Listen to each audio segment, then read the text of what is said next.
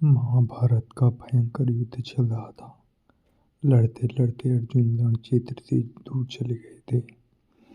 अर्जुन की अनुपस्थिति में पांडवों को पराजित करने के लिए द्रोणाचार्य ने चक्रव्यूह की रचना की। अर्जुन पुत्र अभिमन्यु चक्रव्यूह वेदने के लिए उसमें घुस गया।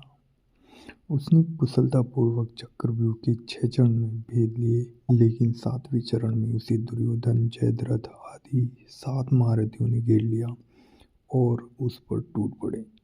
जयद्रथ ने पीछे से निहत्थे अभिमन्यु पर जोरदार प्रहार किया।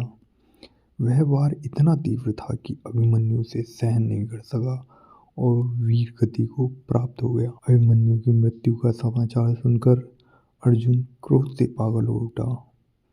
उसने प्रतिज्ञा की कि यदि अगले दिन सूर्यास्त से पहले उसने जयद्रथ का वध नहीं किया तो वह आत्मदाह कर लेगा। जयद्रथ भयभीत होकर दुर्योधन के पास पहुंचा और अर्जुन की प्रतिज्ञा के बारे में बताया। दुर्योधन उसका भय दूर करते हुए बोला, चिंता मत करो मित्र, मैं और सारी कौरव सेना तुम्हारी रक्षा करेंगे।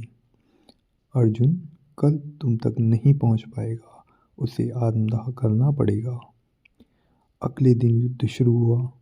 अर्जुन की आंखें जयद्रथ को ढूंढ रही थीं, किंतु वह कहीं नहीं मिला। दिन बीतने लगा। धीरे धीरे अर्जुन की निराशा बढ़ती गई।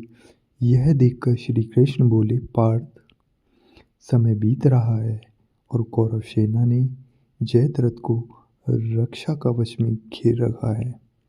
अतः तुम शीघ्रता से कौरव सेना का संहार करते हुए अपने लक्ष्य की ओर बढ़ो। यह सुनकर अर्जुन का उत्साह बढ़ा और वह जोश से लड़ने लगा, लेकिन जयद्रथ तक पहुंचना मुश्किल था।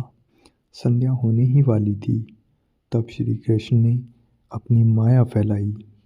इसके फलस्वरूप सूर्य बादलों में छिप गया और संध्या का भ्रम उत्पन्न हो गया।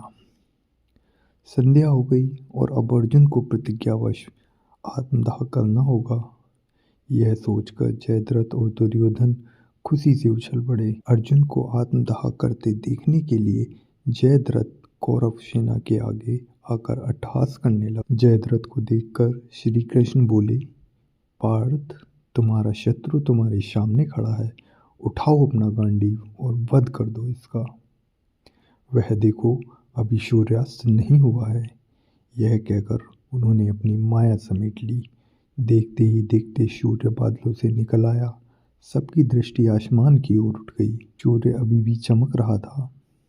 यह देख जयद्रथ और दुर्योधन के पैरों तले जमीन खिसक गई।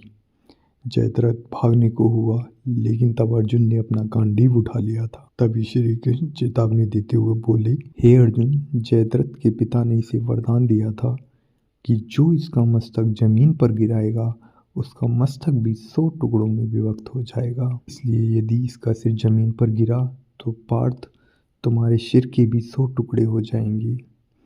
हे पार्थ, उत्तर दिशा में यहाँ से 100 योजन की दूरी पर जयद्रथ का पिता तप कर रहा है। तुम इसका मस्तक ऐसे काटो कि वह इसके पिता की गोद में जाकर गिरे। अर्जुन ने श्री कृष्ण की चेतावनी ध्यान से सुनी और अपनी लक्ष्य की ओर ध्यान कर बाण छोड़ दिया। उस बाण ने जयद्रथ का सिर धड़ से अलग कर दिया और उसे लेकर सीधा जयद्रथ के पिता की गोद में जाकर गिरा दिया। जयद्रथ का पिता चौंक कर उठा तो उसकी गोद में से सिर जमीन पर गिर गया। सिर के जमीन पर गिरते ही उसके भी 100 टुकड़े हो गए। इस प्रकार अर्जुन की प्रतिज्ञा पूरी हुई। ऐसी ही रोचक कहानियाँ सुनने के लिए हमारे चैनल को अभी सब्सक्राइब करें। धन्यवाद।